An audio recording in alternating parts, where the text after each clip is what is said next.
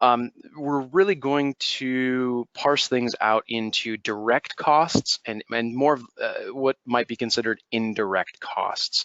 So with respect to more of those direct costs that you will see in the on-prem deployment versus online deployment worlds respectively, the direct costs, what I have here, I kind of have things broken down into three major prongs. One, the first and foremost, this probably leads conversations 9 times out of 10 when we're speaking with anybody looking to jump to Dynamics 365 from a legacy application, or in renewing anything year to year, is licensing. So that really is one of those first points that's discussed.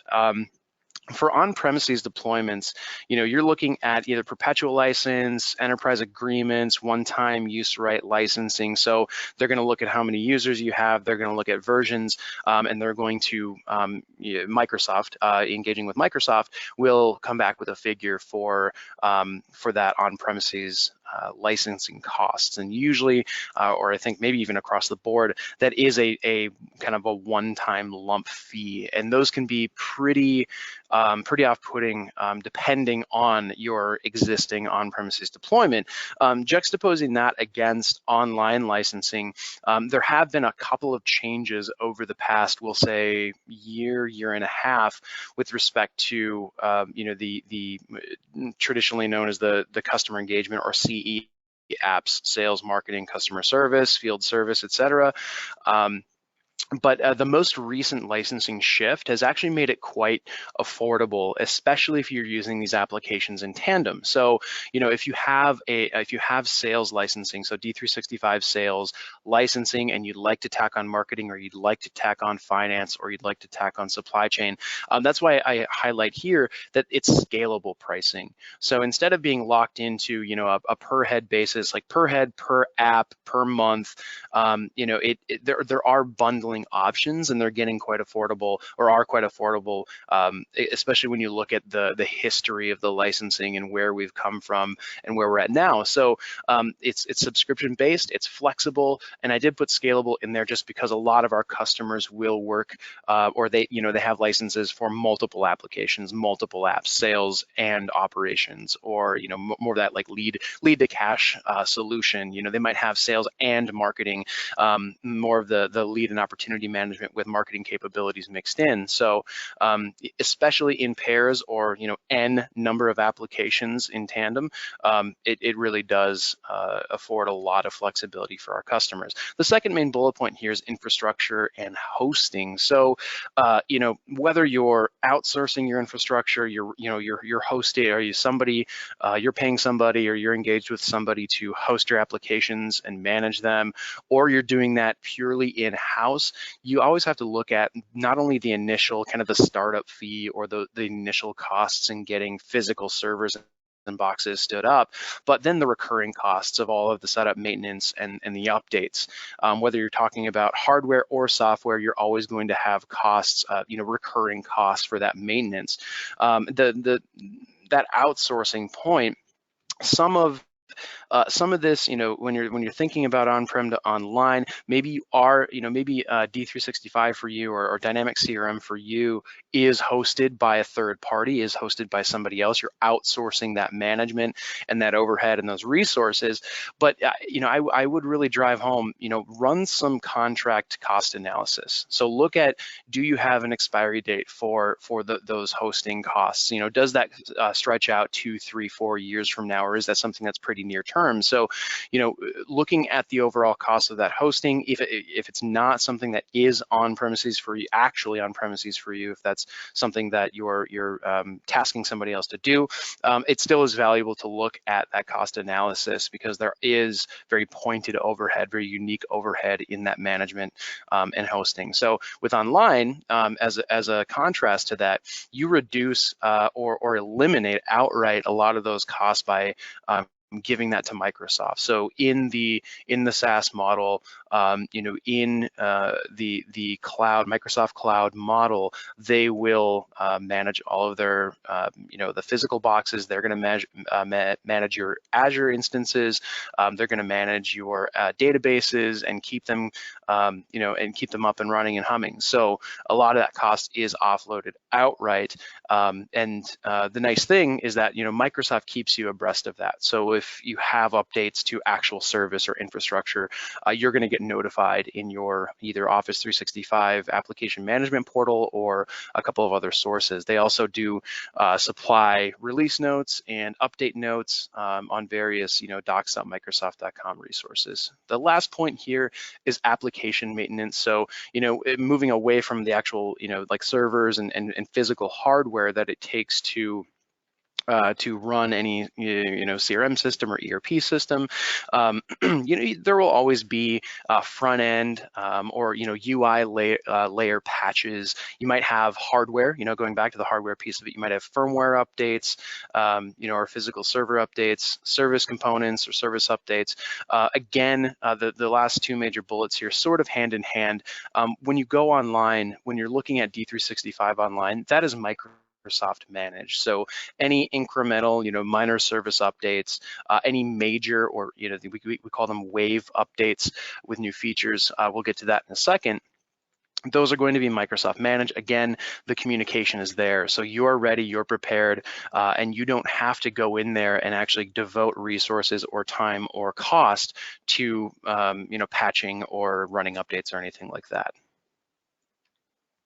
So what comes to mind, for direct costs, we ran through, the licensing, more of the hardware infrastructure and the application or software maintenance, some of the resources and overhead. When we're looking at indirect cost, I'm going to lead off with security, and I'm spending a little bit more time here because I think it's so vital, especially in today's world where, we're seeing constant threats, we're seeing ingenuity and sometimes, frankly, genius ways of penetrating systems or getting into databases, whether that's social engineering tactics or a lot of R&D for actual technical phishing campaigns or apps that will break into databases.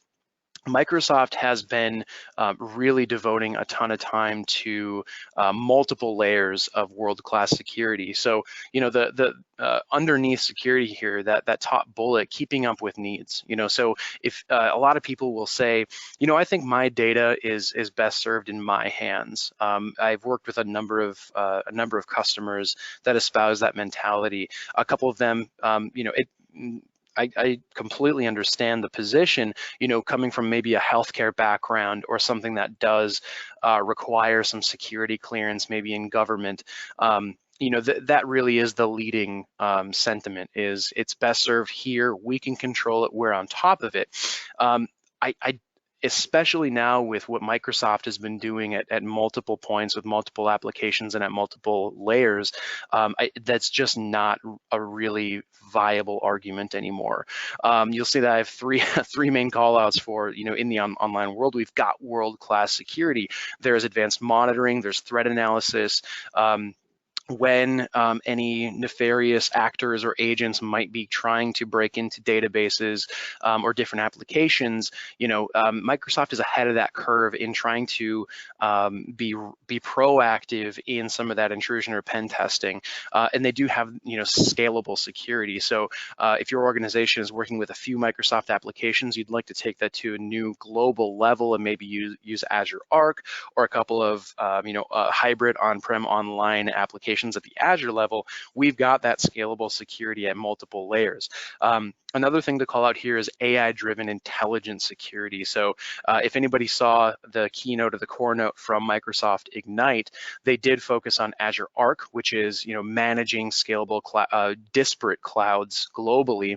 And part of the security breakdown they highlighted was AI-driven security. So a lot of machine learning and artificial intelligence bits are being injected into the day-to-day applications we're using in the dynamic stack, but also at the Azure layer, and identifying patterns and maybe areas of vulnerability in a very proactive manner. So serving you those potential threats versus waiting for something to happen on that 0 day.